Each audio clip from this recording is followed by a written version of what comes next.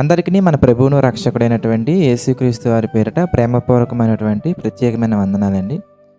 ప్రియులారా, నిన్ను నన్ను మనందరినీ దేవుడు ఎంతగానో ప్రేమించారు. ఎంత ప్రేమించారు అనగానే ఎవరూ చూపించలేనంత. అంటే ఎలాగా?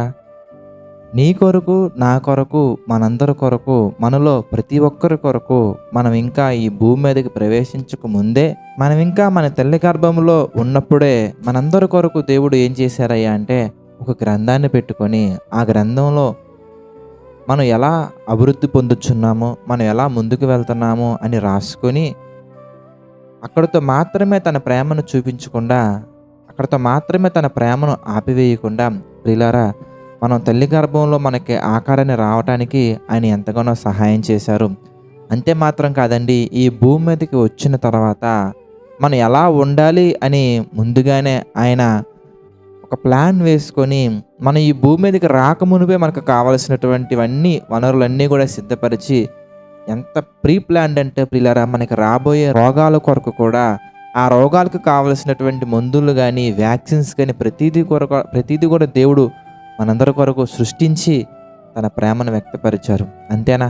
అంతే మాత్రం కాదండి ప్రియులారా, మనం పాపములో పడిపోయి నరకానికి వెళ్ళిపోతుంటే మన పాపాలకు పాప క్షమాపణ కలుగు నిమిత్తము, మన పాపాలను తీసివేయుటకు, మన పాపాలను పోగొట్టడానికి తన సొంత కుమారుని కూడా ఏ మాత్రము కూడా లెక్క చేయకుండా, ఏ మాత్రము కూడా ఆలోచించకుండా మనందరి పాపాల నిమిత్తము ఆయనను బలిగా ఇవ్వటం జరిగింది.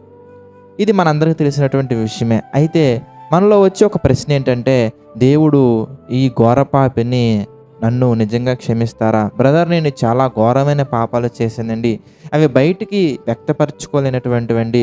నిజంగా నేను చేసిన పాపాలను తలుచుకుంటేనే నాకు చాలా అసహ్యం వేస్తుంది. నా మీద నాకే అసహ్యం వేస్తుంది. నా తల్లిదండ్రులు నన్ను అసహించుకున్నారు, నా యొక్క బంధువులు అసహించుకున్నారు, నా స్నేహితులు అసహించుకున్నారు.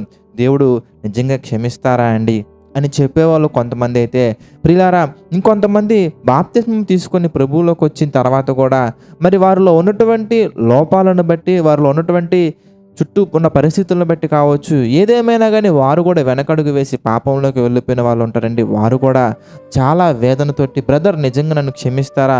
ఇంతకు ముందు ప్రభువులోకి రాకముందు ఎలాగున్నానో వచ్చిన తర్వాత కూడా అలాగే ఉన్నానండి, నాలో ఏ మార్పు రావట్లేదండి అని ఆలోచించే వాళ్ళు కొంతమంది అయితే, ప్రియులారా, ఈ ఆలోచనలు ఎందుకు వస్తున్నాయి అంటే, అపవాది మనందరినీ భ్రమపరుస్తున్నాడు. ఏమని భ్రమపరుస్తున్నాడు అంటే, ఛీ, నువ్వు ఎంత దుర్మార్గుడువా, నీ కొరకు యేసుక్రీస్తు వారు మరణించారు కదా, అయినా కానీ నువ్వు ఇలా చేసావంటే దేవుడు నిన్ను అస్సలు క్షమించడు, నీకు అసలు భూమి మీద ఉండే అర్హత కూడా లేదు, నీకు అసలు మందిరానికి వెళ్ళే అర్హత లేదు, అలాగో పాపం చేసావు కదా, ఇక అందులో కంటిన్యూ చేయటం మంచిది, ఈ లోకంలో ఉండిపోవటం మంచిది, దేవుడికి నీకు సెట్ అవ్వదులే, ఆ బైబిల్కి నీకు సెట్ అవ్వదులే, ఆ యొక్క మాటలే నీకు సెట్ అవ్వదులే, అవి మనం పాటించలేములే, మన వల్ల కాదులే అని దేవునికి వ్యతిరేకమైనటువంటి ఎన్నో ఆలోచనలు కలిగించి దేవునికి మనల్ని ఎంతగానో దూరం చేస్తూ ఉంటాడు. ఆ దుష్టుడు, ఆ అపవాది, ఆ సాతానుడు మనల్ని ప్రభువుకి ఎంతగానో దూరం చేస్తూ ఉంటాడు.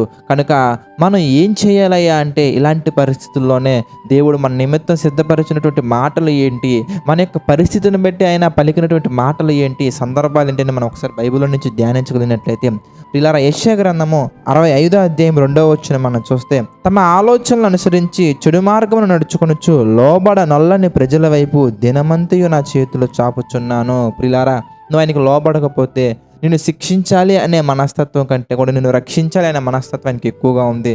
నీ పట్ల దీర్ఘశాంతము గలవాడే, నువ్వు ఎప్పుడు మారతావా, నువ్వు ఎప్పుడు ఆయన సన్నిధిలోకి వస్తావా, ఎప్పుడు ఆయన కౌగిల్లోకి వస్తావా అని దినమంతయు చేతులు చాపి నీ కొరకు ఆయన ఎదురు చూస్తూ ఉన్నాడండి.